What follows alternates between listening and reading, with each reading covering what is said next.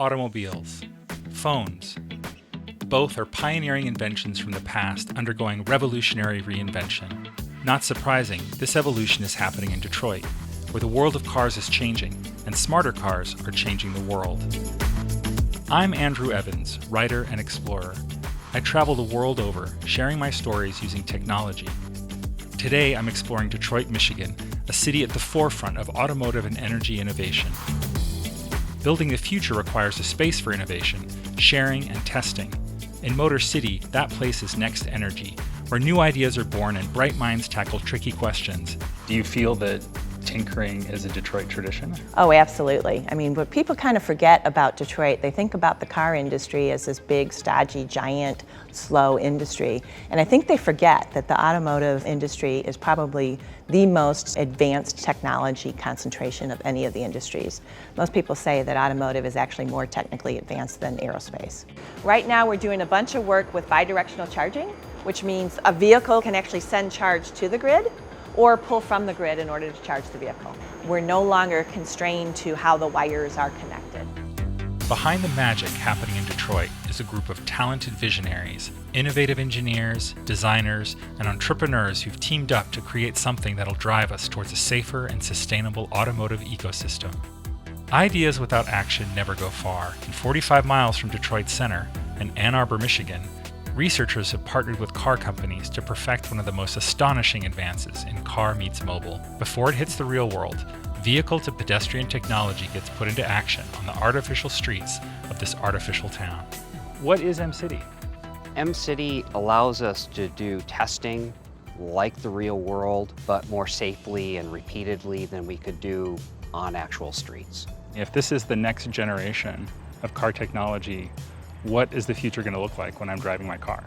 We already have very low levels of automation, but we'll see a progression within the industry taking over more control of the vehicle, eventually taking over full control of the vehicle. Automation can get your grandmother to the doctor's appointment safely and soundly. So yeah, it's a major transformation of the mobility system, the way we think about it.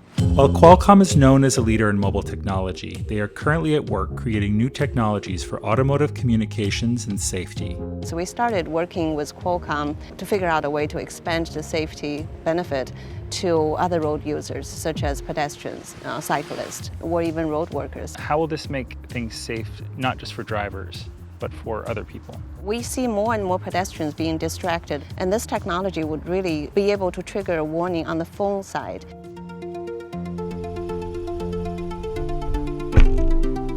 So tell me what we're doing here. Right now, the vehicle is sending messages 10 times a second to the surrounding equipped other devices. Could be a car, could be a smartphone, and the pedestrian over there behind the two minivans have a phone that equipped with the same technology that Qualcomm developed.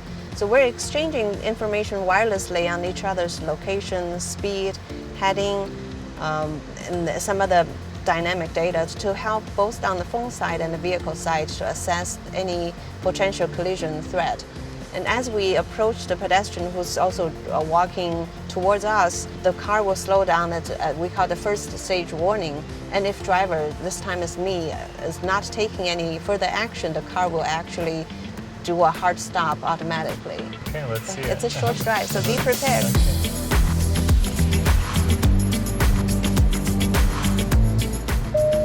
Pedestrian coming from the right.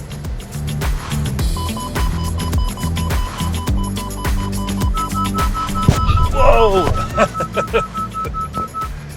It works!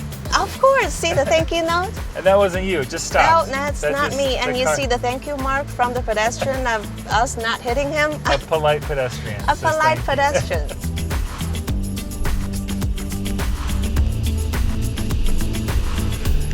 A wireless world. With the systematic ability to charge our cars wirelessly, we become that much closer to making electric vehicles more accessible and convenient for everyone. Range anxiety is still a massive barrier to entry, but Qualcomm hopes to one day wholly eliminate any range limitations with its wireless charging technology, Halo. Now, Halo technology, what actually powers the movement of electricity?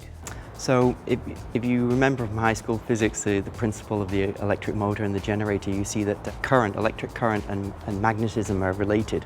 And what's happening in the Qualcomm Halo system is an induced current in the base pad on the ground can create a magnetic field. And that magnetic field can then induce a current into the pad that's on the vehicle. This system, every time you would come home, it would charge the battery automatically. You don't have to remember to plug in. I forget to put gas in the car, so. Someday I would have something like this in my garage.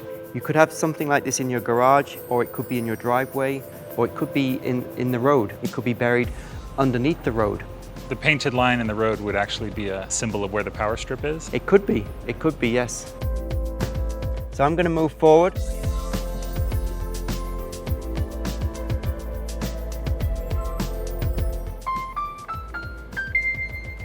Alive, ready to charge.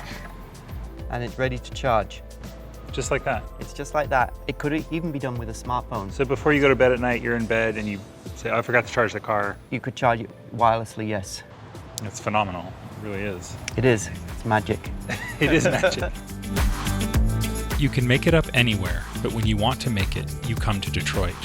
That mantra is at the heart of Motor City, and I felt the energy of Detroit's people and ideas throughout. That energy is powering our future.